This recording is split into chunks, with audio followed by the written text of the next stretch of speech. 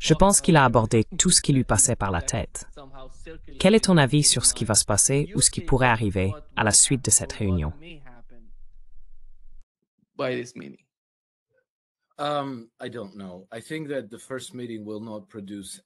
Je ne sais pas. Je pense que la première réunion ne produira pas de résultats très significatifs. Je ne m'attends pas à ce que quelque chose de vraiment, vraiment important soit annoncé. Mais, vous savez, pour revenir à la question vraiment importante, à savoir si je reste optimiste quant à ce qui se passe ou non, je le suis, et je vais expliquer pourquoi.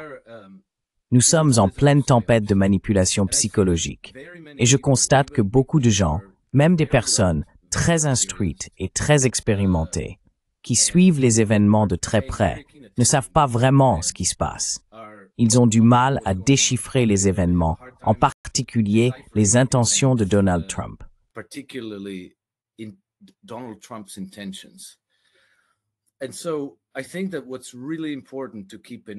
Je pense donc qu'il est vraiment important de toujours garder à l'esprit, comme base de toute analyse, la caractérisation très précise du conflit qui se déroule actuellement dans le monde, comme un conflit entre deux systèmes de gouvernance.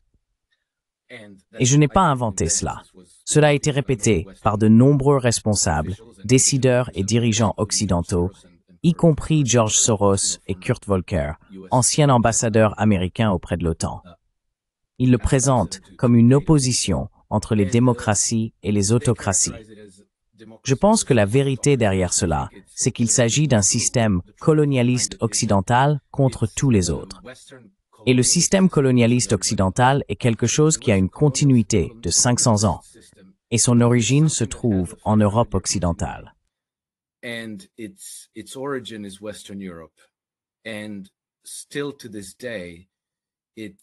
Et encore aujourd'hui, son siège spirituel, stratégique et philosophique se trouve en Europe occidentale, la ville de Londres en particulier. Ainsi, la logique de ce conflit impose à toute personne impliquée de choisir un camp. On ne peut pas être principalement d'un côté, mais un peu de l'autre. Il faut être soit complètement dans le camp colonialiste, soit complètement contre. Et je pense que c'est là où se situe Trump. Il est soit d'un côté de ce conflit, soit de l'autre. Parce que, vous savez, prenons Israël par exemple. Israël est entièrement le produit du colonialisme occidental. C'est un projet colonialiste de peuplement mis en place par l'Empire britannique alors que sa dernière incarnation était en train de mourir.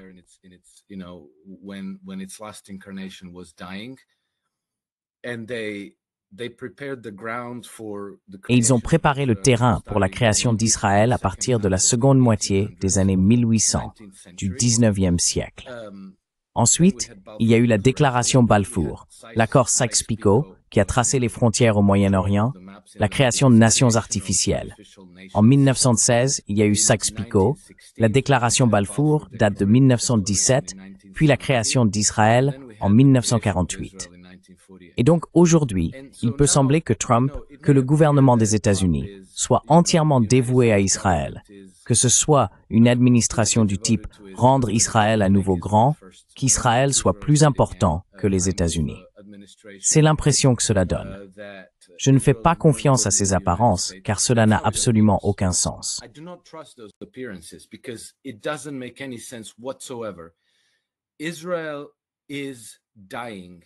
Israël est en train de mourir. Israël est au bout du rouleau. Rappelez-vous encore Henry Kissinger. En 2012, il a dit « Dans 10 ans, il n'y aura plus d'Israël ». Et il n'y a pas que Henry Kissinger. Les 17 agences de renseignement américaines ont mené une étude majeure sur la question d'Israël. Et, en 2012, elles ont publié un rapport de 82 pages qui aboutissait à une conclusion sans équivoque. Les intérêts d'Israël et ceux des États-Unis sont pratiquement opposés. Cela ne fonctionne pas. La raison pour laquelle ils continuent à donner l'apparence de soutenir Israël, c'est qu'au niveau national, ils ont un bloc électoral très important, très puissant et très fanatique, dévoué à Israël, et on ne peut pas aller contre eux. On ne peut pas les affronter de front et dire « Vous savez quoi, votre précieux Israël, on va tout simplement le jeter aux oubliettes ».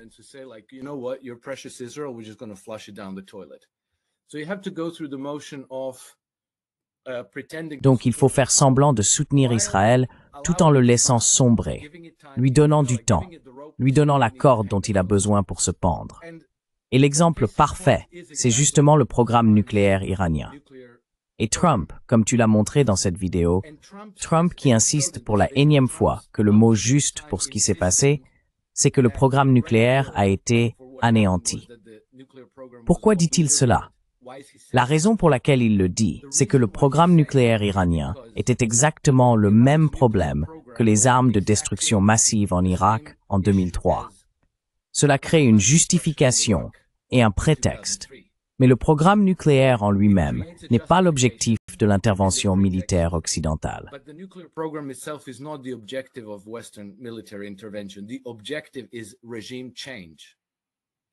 L'objectif est le changement de régime. Trump ne veut pas de changement de régime. Il dit donc en substance, « J'ai anéanti votre justification pour une guerre contre l'Iran. Elle n'existe plus. Nous n'avons plus aucune raison de faire la guerre à l'Iran. » Et donc, tout s'est arrêté après une attaque de missiles, un bombardement, puis une riposte très symbolique, très polie de l'Iran, ce qui a rendu évident qu'il s'était parlé, qu'il s'était dit, « Écoutez, désolé, nous devons faire cela. Cela va se produire dans 48 heures. Alors merci de déplacer tout ce qui a de la valeur. Nous allons larguer quelques bombes. Nous allons déclarer la victoire. Nous comprenons que vous devez riposter, mais prévenez-nous s'il vous plaît, afin que nous puissions nous assurer qu'il n'y ait aucune victime. »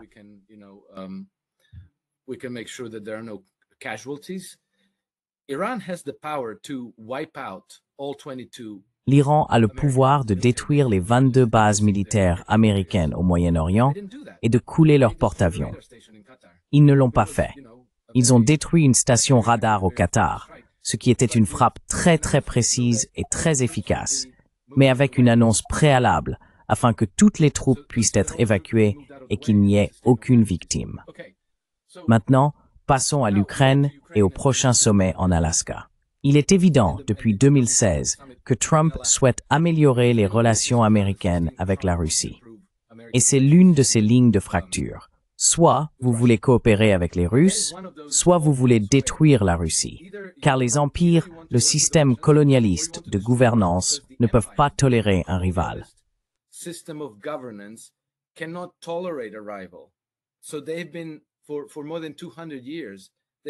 Ils sont donc, depuis plus de 200 ans, complètement obsédés par la destruction de la Russie. Que fait Trump? Il parle aux Russes. Il les rencontre. Il a eu, je crois, au moins 7 conversations téléphoniques avec Vladimir Poutine depuis qu'il est arrivé au pouvoir.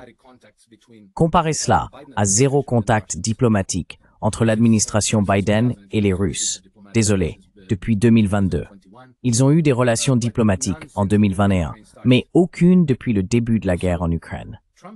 Ainsi, Trump, par la conduite de sa politique, la conduite réelle, l'effet concret de ses mesures, montre que dans cette division entre 2 systèmes de gouvernance, il a changé de cap, s'éloignant de cet empire globaliste, de ce système de gouvernance colonialiste.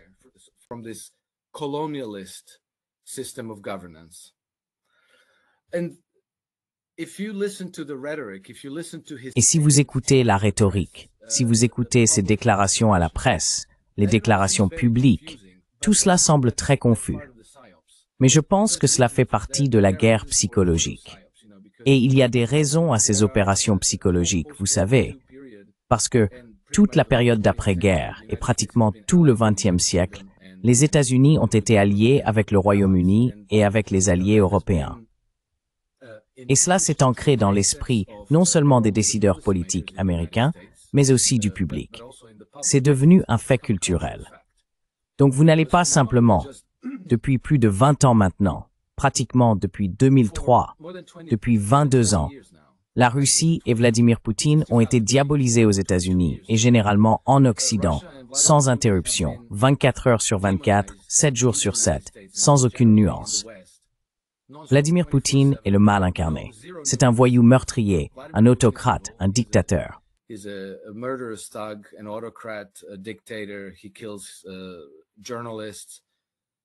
Il tue des journalistes, encore et encore, et il va envahir l'Europe, blablabla.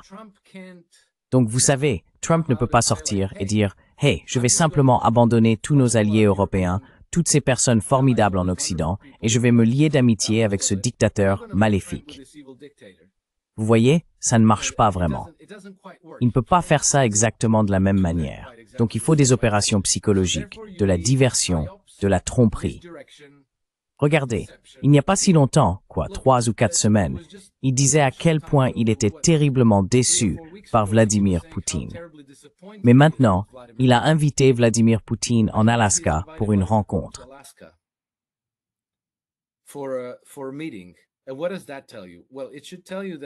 Et qu'est-ce que cela vous dit?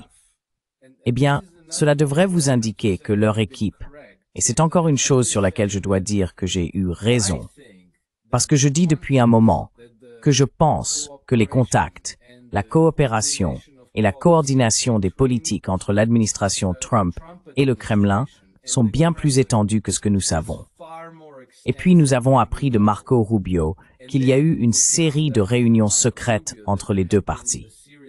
Ils ne nous ont pas dit de quoi il s'agissait. Tout ce qu'ils nous disent, c'est « Nous voulons un cessez-le-feu inconditionnel ». Je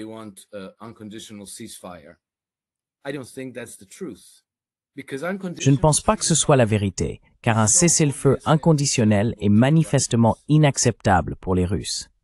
Vous savez, cela dure depuis le début de l'administration Trump avec le général Kellogg, n'est-ce pas?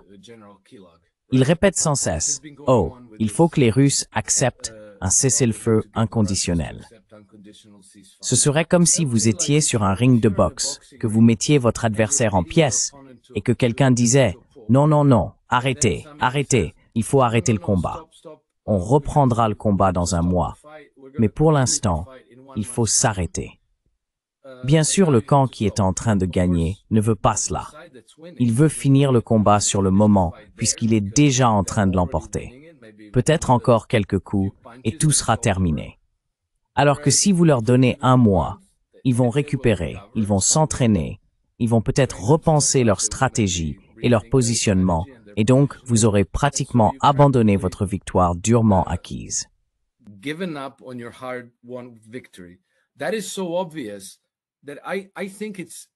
C'est tellement évident que je pense qu'il est impossible que des gens de l'administration Trump, s'ils ont un cerveau, s'ils ont même un QI moyen, insistent sur un cessez-le-feu inconditionnel et en fassent une condition pour négocier avec les Russes. Donc évidemment, le fait qu'ils continuent à parler de ce cessez-le-feu inconditionnel est une opération psychologique. Enfin, ce n'est peut-être pas si évident, mais c'est ainsi que je le perçois, car c'est trop stupide autrement. C'est tout simplement d'une stupidité spectaculaire. Je ne peux pas le prendre au pied de la lettre. Donc, j'ai tendance à penser qu'il y a un autre type d'accord qui se prépare en coulisses, en arrière-plan.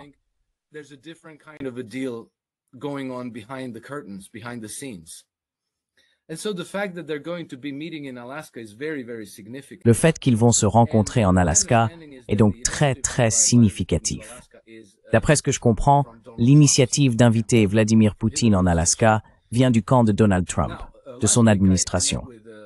La semaine dernière, j'ai rencontré l'un des principaux stratèges militaires de la Croatie, l'amiral Domazet.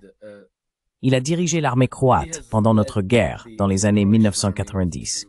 J'étais donc curieux, en tant que militaire, de connaître son avis à ce sujet. La première chose qu'il a dite lorsque le sommet a été annoncé, et il n'avait pas encore précisé le lieu, c'était « Nous allons bientôt découvrir l'endroit, et l'annonce du lieu sera un message très très important pour le monde. » Il est donc très important de savoir où le sommet va se tenir.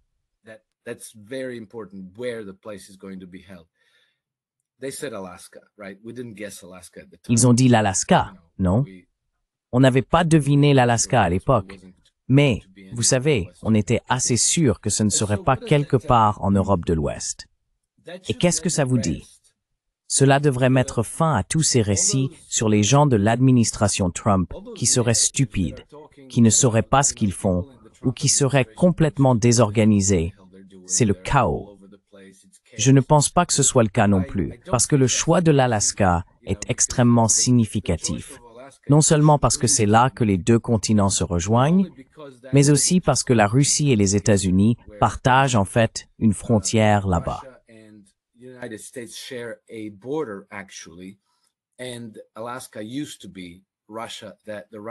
Et l'Alaska appartenait autrefois à la Russie, que les Russes, pour des raisons très stratégiques, ont vendu aux États-Unis. C'est aussi là que depuis 150 ans, des projets ont été proposés et étudiés pour relier physiquement les deux pays en creusant un tunnel sous le détroit de Bering. Cette idée a été proposée par Vladimir Poutine aussi récemment qu'en 2014. Et en 2009 ou 2008, je ne me souviens plus exactement, lorsqu'il était Premier ministre de la Russie, il a approuvé un important projet de développement des infrastructures pour la Russie, dont une partie consistait à amener des chemins de fer jusqu'à la péninsule de Tchoukotka afin de rendre possible la connexion à un futur tunnel qui relierait la Russie aux États-Unis.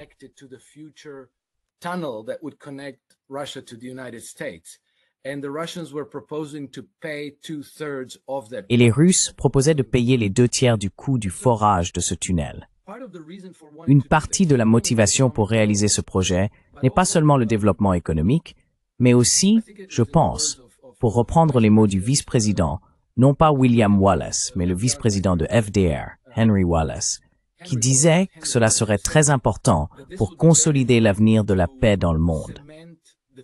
Vous savez, relier physiquement les deux superpuissances et renforcer le commerce, la coopération et le développement économique mutuel afin de commencer à cultiver une relation amicale. C'est la seule chose que l'autre camp, n'est-ce pas? Encore une fois, je reviens aux deux systèmes de gouvernance.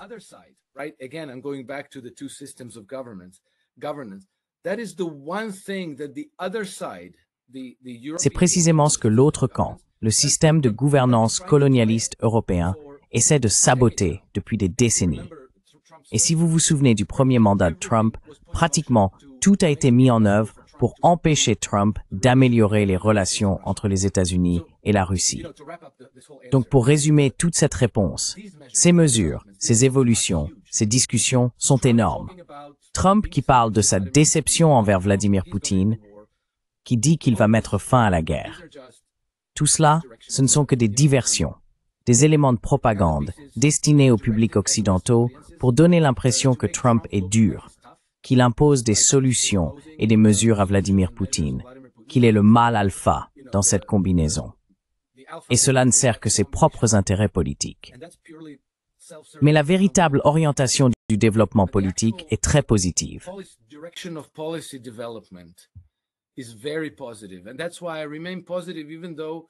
Et c'est pourquoi je reste positif, même si je reconnais que Trump se comporte de manière très grossière, qu'il est à la limite de la vulgarité dans la façon dont il parle des autres personnes, des autres pays, et ainsi de suite. Il est très facile de ne pas aimer Trump sur le plan personnel, et ensuite de ne pas lui faire confiance en tant que président des États-Unis et leader du monde occidental. Mais malgré tout, il faut essayer de le situer d'un côté ou de l'autre de la grande ligne de fracture géopolitique. Et donc s'il était dans le camp des mondialistes, dans le camp des colonialistes, ce serait évident, mais c'est pas évident. Ce qui est évident, c'est qu'il s'éloigne de cela, et qu'il essaie de conclure des accords non seulement avec les Russes et les Chinois, il essaie de conclure des accords avec les Iraniens. Et je pense qu'il persistera dans cette voie. Et vous savez, c'est une longue réponse, mais c'est pourquoi je reste encore positif quant à l'orientation politique des États-Unis sous Trump.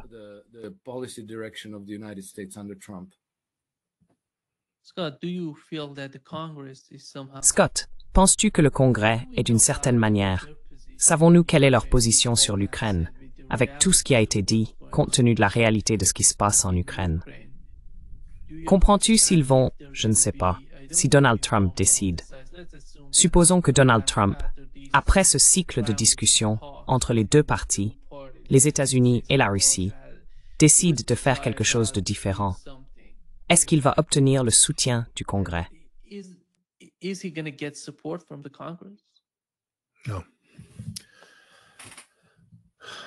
Non. Le Congrès existe pour obtenir des voix. C'est tout. Et s'ils font quelque chose qui peut leur apporter des voix, ils le soutiendront.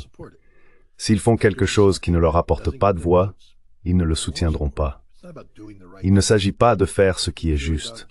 C'est uniquement une question de réélection. J'ai écrit un article à ce sujet il y a quelque temps sur mon Substack à propos du rôle de la diaspora ukrainienne dans la formulation des priorités de la politique étrangère des États-Unis vis-à-vis de la Russie et de l'Ukraine.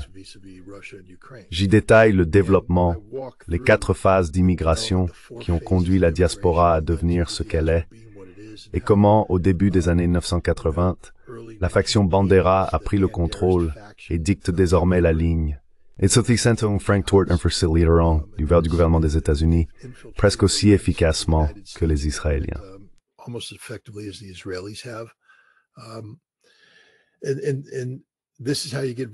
Et c'est ainsi qu'on obtient des voix, parce qu'ils se font des alliés. C'est exactement comme l'AIPAC qui s'allie avec les sionistes chrétiens et d'autres groupes. Et puis vous savez, les Ukrainiens vont aussi se faire des alliés. Donc, tu votes pour moi, je vote pour toi. On crée ce pacte d'agression contre tout ce qui s'oppose à ce qu'ils considèrent comme les intérêts ukrainiens, les intérêts israéliens. Et les politiciens américains sont prisonniers de cela. Les Russes n'ont pas l'équivalent. Les Russes arrivent avec des arguments solides et logiques, du genre « évitons une 3e guerre mondiale ». Les Russes ont une grande culture. Mais pour vous montrer à quel point le lobby ukrainien est puissant, ils peuvent amener les gens ils peuvent contraindre les gens à sortir et à jeter volontairement de la vodka russe, valant des millions de dollars.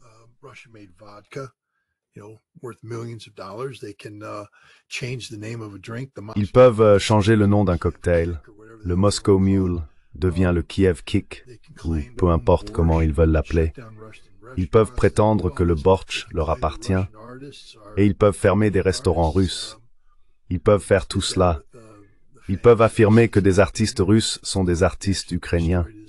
Ils viennent de le faire avec le célèbre peintre de marine.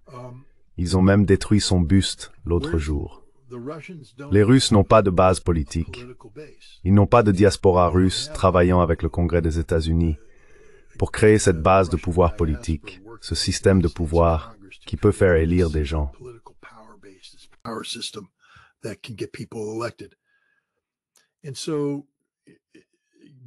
Donc, étant donné que le Congrès n'allait pas agir pour faire ce qui est juste, parce que la seule chose qui compte au Congrès, c'est de gagner des voix, et qu'en ce moment, les Ukrainiens ont la main sur les mécanismes qui génèrent des votes, ils ont récupéré les organisations patriotiques américaines, les organisations religieuses américaines, si bien que tout le monde a un petit drapeau ukrainien sur son compte de réseau social et pense que Slava Ukraini est une bonne chose à dire.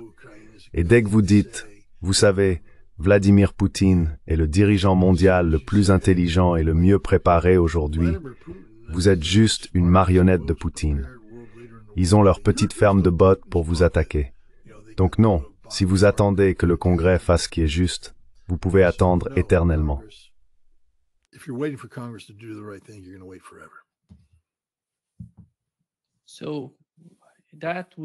Cela poserait donc un énorme problème, car s'ils ne le soumettent pas au Congrès, pour le faire signer, tout règlement, tout accord. Je pense que l'Iran a rencontré le même problème. Nous nous souvenons du JCPOA, et cela viendrait à l'esprit des Russes. Qu'est-ce que cela signifie? La signature du président des États-Unis? Que vaut-elle une fois qu'il n'est plus là?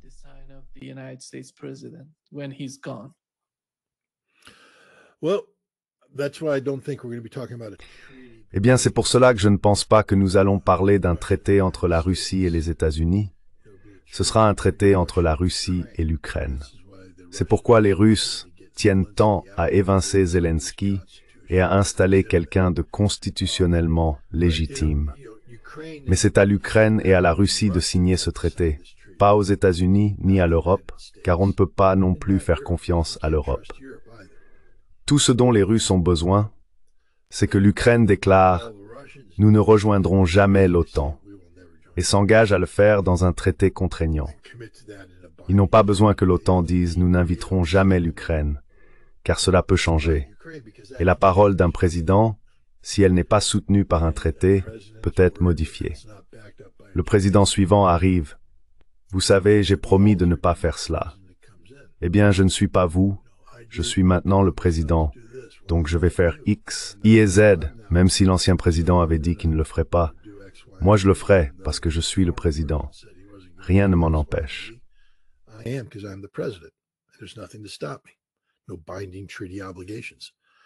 Aucune obligation découlant d'un traité contraignant. Et même s'il y en avait, il nous suffirait d'aller devant le Congrès et de dire que nous nous retirons du traité. Donc oui, l'état actuel de la politique intérieure américaine est tel qu'il a créé une paralysie en matière de politique étrangère et de sécurité nationale, parce que nous avons affaire à un président qui ne sera là que pour encore 3 ans. Et tout ce qu'il fait peut être annulé par un simple décret présidentiel. Je veux dire, de la même manière qu'il a annulé les décisions de Trump, il sera lui-même annulé. Et au final, on se retrouve à être ballotté dans tous les sens.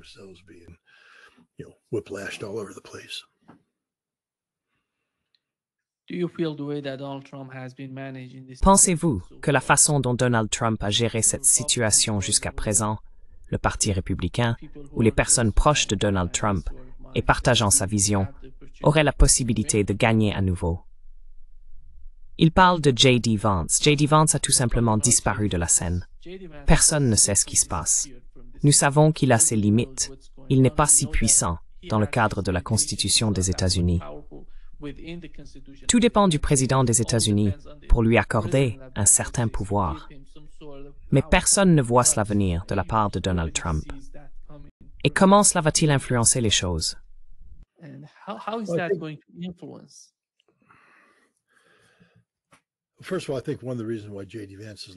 Tout d'abord, je pense qu'une des raisons pour lesquelles J.D. Vance reste discret en ce moment, c'est à cause de la controverse autour d'Epstein. Il ne veut pas, et je ne pense pas que Trump le veuille non plus, que cela rejaillisse sur lui. Donc on tient le vice-président à l'écart de ces affaires, même s'il paraît qu'il y a en ce moment une réunion avec J.D. Vance au sujet de la publication des transcriptions ou des enregistrements de la rencontre la plus récente entre le vice-procureur général fédéral des États-Unis et, vous savez, Ghislaine Maxwell. Donc qui sait? Mais oui, J.D. Vance a toujours eu un combat difficile pour essayer de devenir pertinent sous Donald Trump. Donald Trump est un narcissique. Il est le seul qui compte. Donald Trump ne partage pas le pouvoir. Donald Trump ne délègue pas.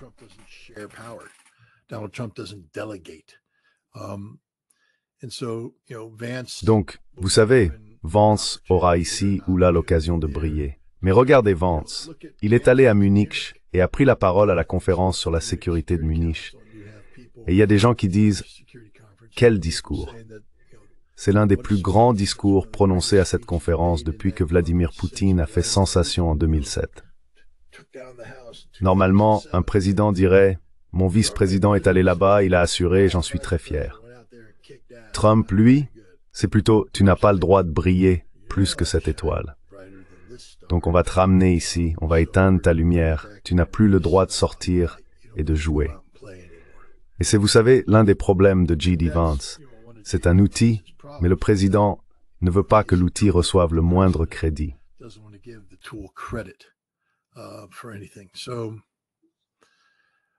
Donc, nous verrons bien. Je veux dire, la seule bonne nouvelle du point de vue de Trump, c'est que les démocrates sont tellement épouvantables que même dans un contexte où ils devraient prospérer, gagner des points, des voix et se faire entendre, ils continuent de perdre en popularité parce qu'ils sont tout simplement aussi mauvais. Ils sont tellement mauvais qu'ils perdent en popularité plus rapidement que Donald Trump, qui est pourtant très mauvais.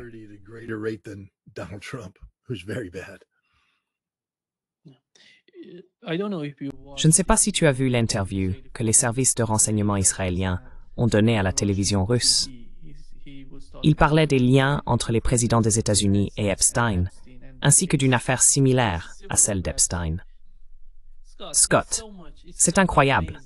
La façon dont il décrit la situation, d'après ce qu'il a dit, il y a une faction d'extrême droite en Israël qui contrôle tout. Tous ces espions, Tous ces outils, aux États-Unis et en Israël, sont utilisés contre n'importe qui, aussi bien en Israël qu'aux États-Unis. Ils essaient de manipuler et de contrôler la situation en faveur de leur propre vision, de leur propre rhétorique.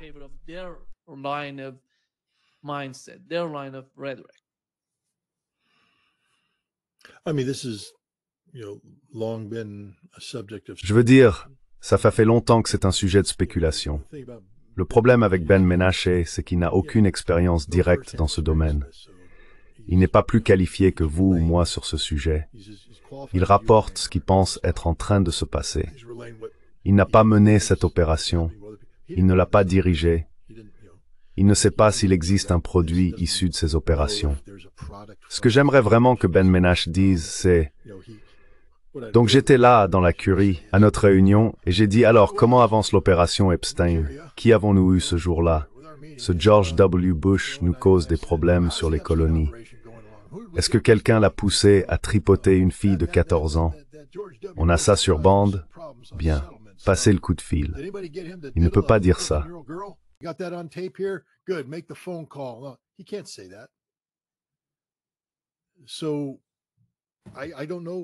Donc, je ne sais pas quoi faire de son affirmation. Je ne sais pas quoi faire des affirmations de qui que ce soit à ce sujet. Tant que je n'ai pas quelqu'un qui me dit « Oui, j'étais dans la pièce » quand on a militarisé, opérationnalisé le matériel d'Epstein. J'étais dans la pièce quand, vous savez, l'opération Pawnbreaker a été discutée, et Pawnbreaker était l'opération Epstein. Et vous savez, Epstein avait pour nom de code, vous savez, le code rose, et tout le reste. Je sais qu'il y a des opérations dont je peux parler, où je peux dire, oui, j'étais là à telle date, voici les personnes présentes, voici le nom de l'opération, voici les surnoms des agents impliqués, et tout ce genre de choses.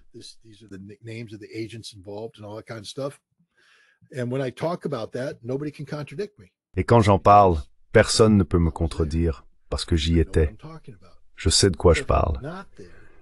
Mais si je n'y étais pas et que je me fie à d'autres pour en parler, alors cela devient simplement des spéculations, du genre « Eh bien, c'est quand même étrange que les Américains semblent toujours agir dans l'intérêt d'Israël, donc il est logique qu'Epstein les contrôle. » C'est ça le problème avec toute cette histoire autour d'Epstein.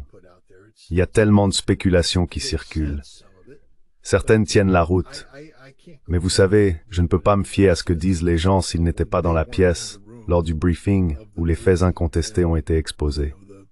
Au fond de moi, je crois que l'opération d'Epstein était une opération du Mossad israélien.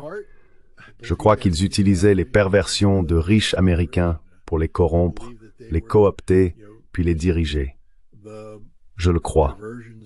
Mais je ne peux pas dire que c'est un fait. Je ne peux pas dire que c'est réel. Je ne peux pas dire que je sais que c'est vrai, parce que je ne le sais pas.